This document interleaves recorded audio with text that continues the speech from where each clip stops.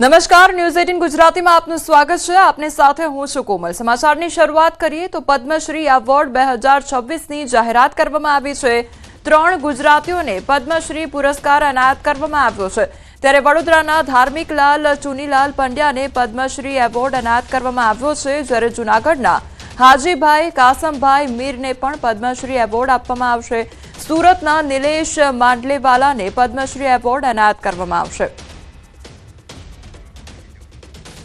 તો પદ્મશ્રી એવોર્ડ 2026ની જાહેરાત કરવામાં આવી છે અને 3 ગુજરાતીઓને પદ્મશ્રી પુરસ્કાર આપવામાં આવશે। તેમજ આ 3 નામો સામે આવ્યા છે।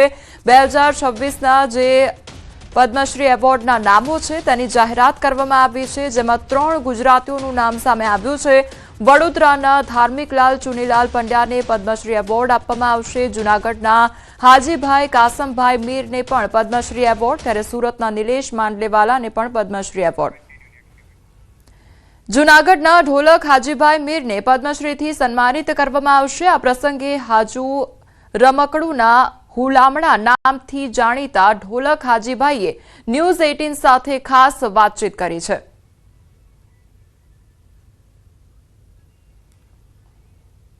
2026ના પદ્મશ્રી એવોર્ડની જાહેરાત થઈ છે અને ગુજરાતના જૂનાગઢના હાજી રમકડું કે જે હાજી બાપા હાજી રમકડું તરીકે પ્રખ્યાત છે અને તેમને પણ પદ્મશ્રીની જાહેરાત કરવામાં આવી છે કે તેમને પણ પદ્મશ્રી એવોર્ડ મળશે। આપણી સાથે સીધા જ હાજીભાઈ રમકડું છે। હાજી બાપા, શું કહેશો, પદ્મશ્રી એવોર્ડથી આપને છે તે નવાજવામાં આવશે ટૂંક જ સમયમાં, કેવી ખુશી?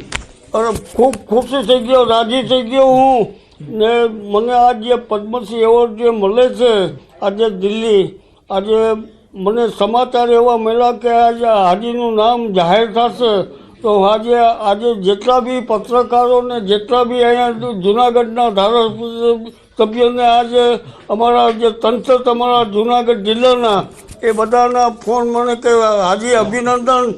મેં કીધું ભાઈ નરેન્દ્ર મોદી સાહેબે મને રાજી કરી દીધો। હવે મને કંઈ બાકી રહેવા નથી દીધું, સમજ્યા? એમને પરમાત્મા સુખી રાખે અને એમનો ખૂબ ખૂબ આભાર માનું છું। ખાસ કરીને હાજી બાપા, કેટલી ઉંમરથી તમે આ કલાની અંદર જોડાયેલા હતા? એક નાના ઘરથી શરૂઆત હતી તમારી। મેં મારી કલા છે તે આખા ગુજરાત પર નહીં પણ આખા વિદેશમાં, અમેરિકા, લંડન, દુબઈ, મસ્તક, બેરિંગ, કુવૈત, આબુધાબી મેં ખૂબ પ્રોગ્રામ અભયસિંહભાઈ સાથે, દમયંતીબેન સાથે, પ્રફુલભાઈ સાથે, પ્રાણભાઈ સાથે, મીના પટેલ સાથે, આ બધાની સાથે મેં બધાની સાથે સંગત કરી અને મારું જીવન મેં સફળ બનાવ્યું। અને સફળ બનાવ્યા પછી મને જીવનમાં એટલું થયું કે મેં બધું મેળવ્યું પણ હવે મને બધા એવોર્ડ મળી ગયા છે, સમજ્યા? ગુજરાતના મને બધા એવોર્ડ મળી ગયા। ગૌરવ પુરસ્કાર મળ્યો મને, સમજ્યા? પછી રાજ્યપાલ સાહેબનો મને એવોર્ડ મળ્યો છે। મને જો તો નરેન્દ્ર મોદી સાહેબનો બી મને ગુજરાતનો જૂનાગઢમાં એવોર્ડ મળ્યો, રૂપાણી સાહેબનો મને એવોર્ડ મળ્યો। આ બધા એવોર્ડ મળ્યા હતા પણ એક ખામી હતી કે નરેન્દ્રભાઈ મારી એક ઈચ્છા મારી પૂરી કરી દીધી કે મને એક દિલ્હીનો ભારત સરકારનો મને એવોર્ડ મળી જાય। પ્રાણભાઈ સાથે મારી કલા, પ્રાણલાલ વ્યાસની સાથે મેં મારી શરૂઆત થઈ ત્યારે હું 12 વર્ષનો હતો। 12 વર્ષથી અત્યાર સુધી મેં જે પ્રોગ્રામ કર્યા ને અત્યાર સુધીમાં છેક અહીં સુધી હું પહોંચ્યો। આજે મારી ઉંમર 80 વર્ષની છે। આજે મારા જૂનાગઢ જિલ્લાના જેટલા બી નાગરિકો માણશું આજે મારો પદ્મશ્રી એવોર્ડ માટે જે મારે ઘેરે જે પધાર્યા છે બધા, અને આજે સંજયભાઈ કોરડિયા આજે સૌથી પહેલાં જૂનાગઢ જિલ્લાની અંદર સૌથી પહેલાં સંજયભાઈ કોરડિયા મારે ઘેરે આવીને મારું સન્માન કરે છે, એનો ખૂબ ખૂબ આભાર માનું છું। તો આ હતા હાજીભાઈ રમકડું કે જે પદ્મશ્રીની એનાયત કરવામાં આવ્યું છે અને હવે ટૂંક જ સમયમાં જે જાહેરાત થઈ છે ટૂંક જ સમયમાં તેમને પદ્મશ્રી એનાયત કરવામાં આવશે। અમારા બખાઈ ન્યૂઝ 18 ગુજરાતી, જૂનાગઢ। બનાસકાંઠાના ડીસા તાલુકાના શમશેરપુરામાં રબારી સમાજનું એક ઐતિહાસિક મહાસંમેલન યોજાયું। વિવિધ 11 મુદ્દાઓ પર રબારી સમાજનું બંધારણ ઘડવામાં આવ્યું છે। જેમાં જન્મ, સગાઈ, લગ્ન પ્રસંગ, મામેરું, આણું અને શિક્ષણ સહિતની બાબતો સામેલ છે.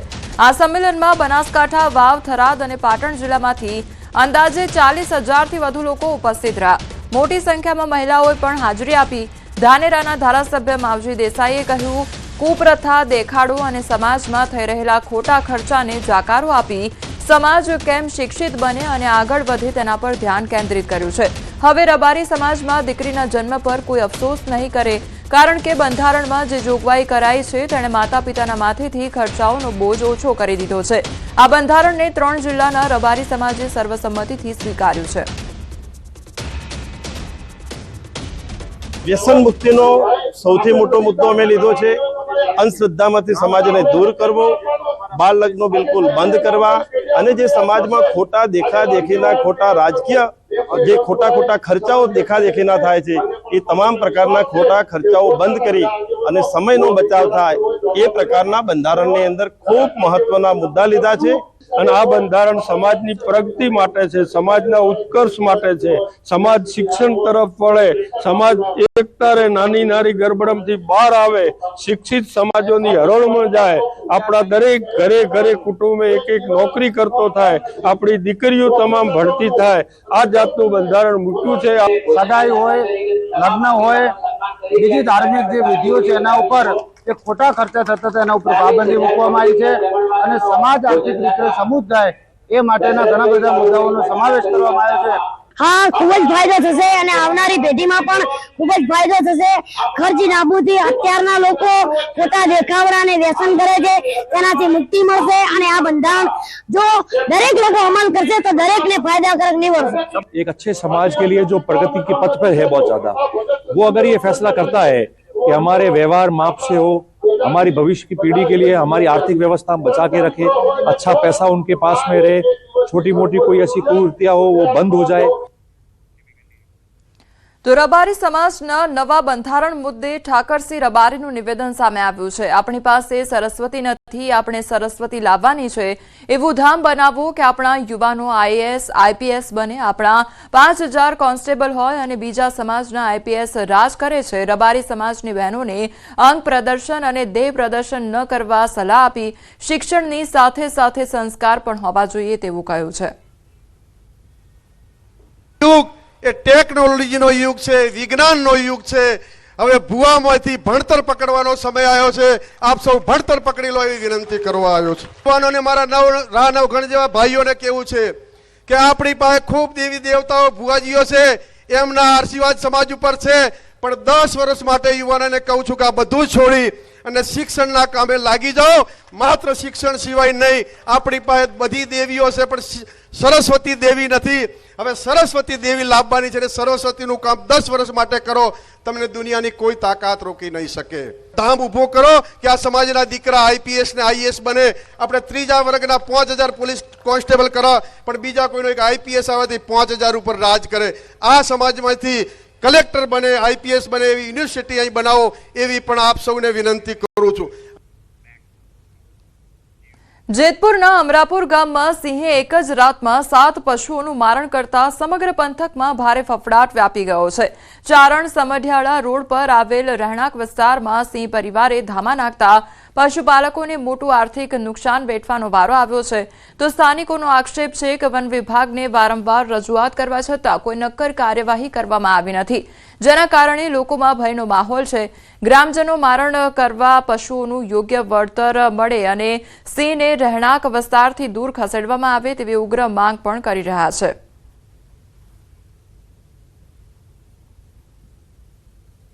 અવારનવાર આવા રીતે પડે, માલની જાનહાનિ થાય, ગોવાળુની જાનહાનિ થાય, તો સરકારશ્રી પાસે અમારી અપેક્ષા છે કે વહેલામાં વહેલી તકે ગમે ને આગા ખસેડે.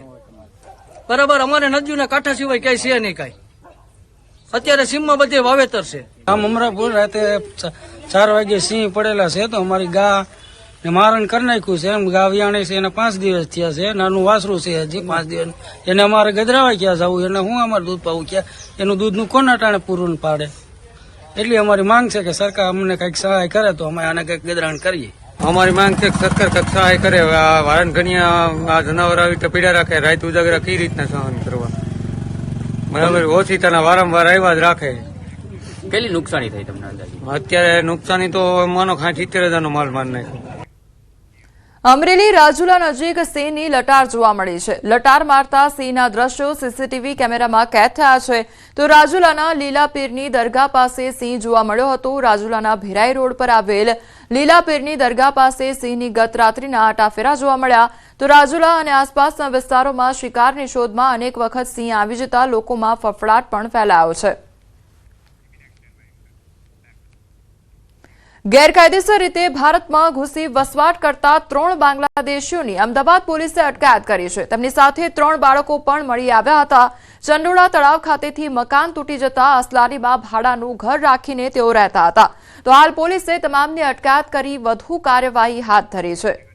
તો આજે 3 લોકો છે તેઓની અટકાયત કરવામાં આવી છે. 3 બાંગ્લાદેશીઓ મળી આવ્યા છે અને તેમની સાથે બાળકો પણ મળી આવ્યા છે, જેઓની અટકાયત કરવામાં આવી છે. તો હાલ પોલીસ દ્વારા વધુ તપાસ હાથ ધરવામાં આવી છે.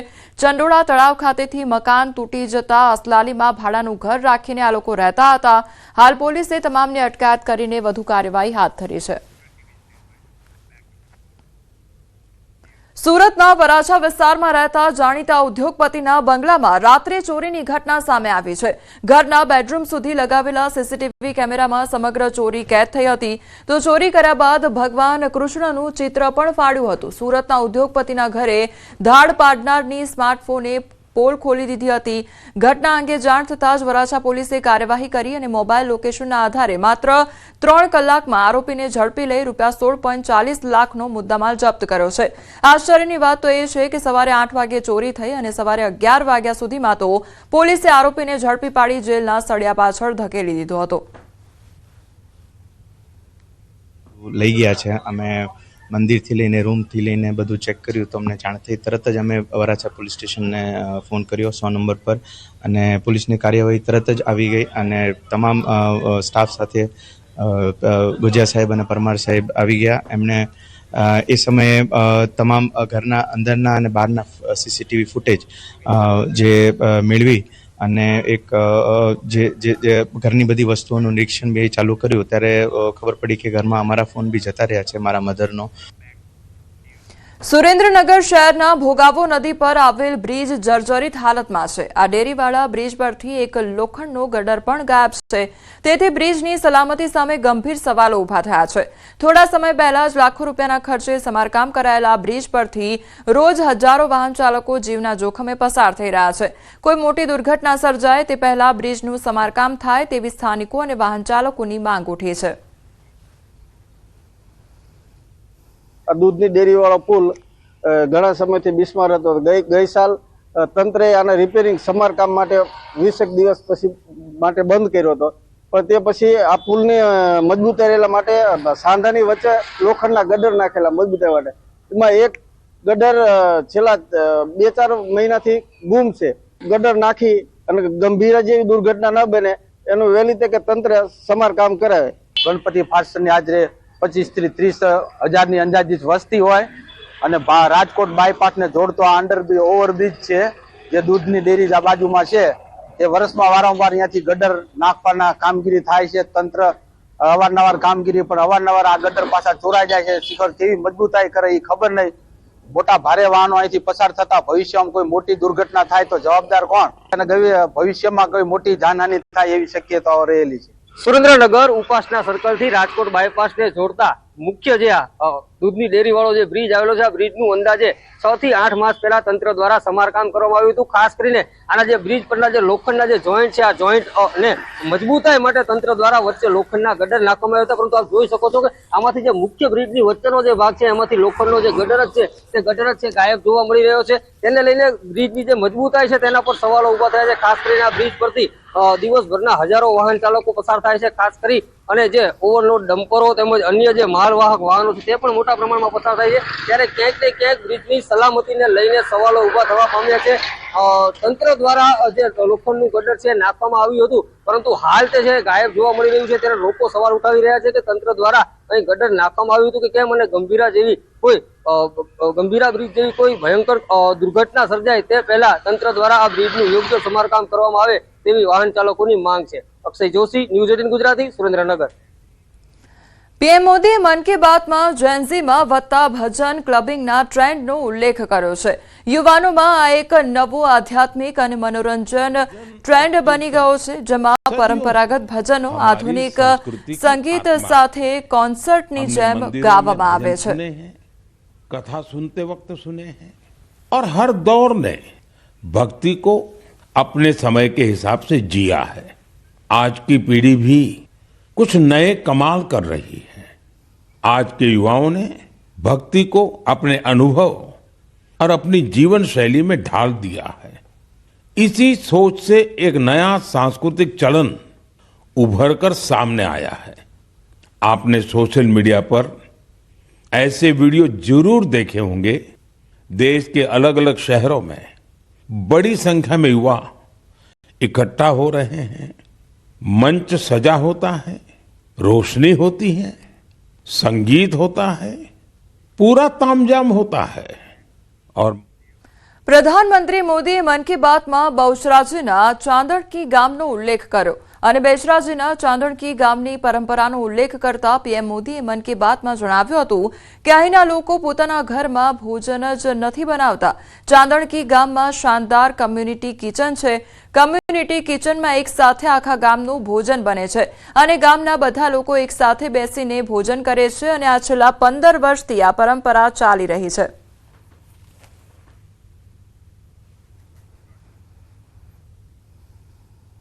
સાહેબે મન કી બાતની અંદર જે નોંધ લીધી, ગામ વિશે જે ચર્ચા કરી, એનાથી અમે બહુ ગૌરવાન્વિત અનુભવીએ છીએ અને આખું ગામ ખુશ છે આ બાબતથી કે બહુ આટલા ઊંચા લેવલે, વર્લ્ડ લેવલે આની અમારા ગામનું નામ પહોંચી ગયું.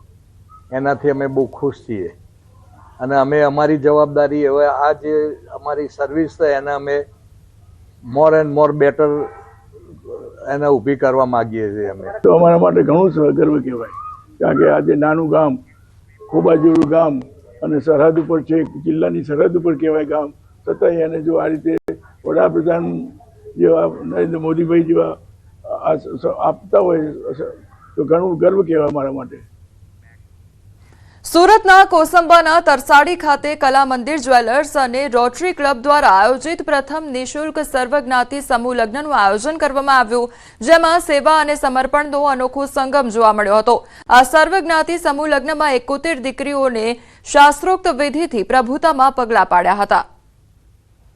એક માઇન્ડસેટ બની ગયું કે સમૂહ લગ્ન એટલે જે લોકો ખર્ચ ના કરી શકતા હોય કે જેને સામાજિક પરિસ્થિતિ, જેના ઘરની અંદર ફાઇનાન્શિયલ પરિસ્થિતિ મજબૂત ના હોય, તે માટે એ સમૂહ લગ્નમાં ભાગ લેતા હોય. પરંતુ હું એવું માનું છું કે વ્યક્તિ પાસે રૂપિયા ઓછા વધતા હોઈ શકે છે, એનો રસ્તો જીવનમાં નીકળી જાય છે, પરંતુ સમૂહ લગ્ન એ સમાજને પ્રેરણા આપતું સૌથી મોટું સમૂહ થવાનું કારણ છે. રોટરી ક્લબ દ્વારા સંચાલિત પ્રથમ સર્વજ્ઞાતિ સમૂહ લગ્ન જવા થઈ રહ્યો છે, જેમાં અમે પણ ભાગ લીધો છે. આજ રોજ અમે પણ અમારા નવા જીવનની શરૂઆત કરવા જઈ રહ્યા છે, જેમાં અમને ખૂબ આનંદ છે. અમે ચાહીએ છીએ કે આ લોકો આવો પ્રસંગ કર્યા કરે. પહેલી વખત આ આયોજન કરવામાં આવ્યું છે અને ઘણું સારું છે. અહીંયા બધી ઘણી વીમાનો લાભ પણ આપવામાં આવે છે. 5 લાખનો વીમો છે એ પણ કરવામાં આવ્યો છે અને ઘણી કર્યાવરનો પણ સારી સુવિધા છે. બધું ઘણું વસ્તુ અહીંયાથી આપવામાં આવે છે. ખૂબ જ સારું આયોજન કરેલ છે અને અમારે હાર્દિક શુભકામનાઓ છે કે આગલા વર્ષે પણ આવું સરસ કાર્યક્રમ થશે અને આગળ સફળતાપૂર્વક આગળ આવી રીતના જ બધાને આશીર્વાદ ને બધાની કૃપાથી અમારા ફેમિલીની પણ અમારે બહુ જ સારો અનુભવ થયો છે ને આગળ આવું જ આયોજન થાય અમારી ખૂબ ખૂબ શુભેચ્છા છે. સુરતના કોસંબામાં પીપી સવાણી યુનિવર્સિટી ખાતે લહેરાયો દક્ષિણ ગુજરાતનો સૌથી ઊંચો તિરંગો. 45 મીટરની ઊંચાઈ પર લહેરાતા રાષ્ટ્રધ્વજે સુરત જિલ્લાનું માન વધાર્યું. નાયબ મુખ્યમંત્રી હર્ષ સંઘવીના હસ્તે ગરિમાપૂર્ણ માહોલમાં કરવામાં આવ્યું ધ્વજારોહણ. પીપી સવાણી યુનિવર્સિટીના પ્રાંગણમાં 45 મીટર એટલે કે અંદાજે 147 ફૂટની ઊંચાઈ ધરાવતો ગગનચુંબી તિરંગો લહેરાવ્યો. હાલ સમાચારોમાં બસ આટલું જ. વધુ સમાચાર માટે આપ જોતા રહો ન્યૂઝ 18 ગુજરાતી. નમસ્કાર.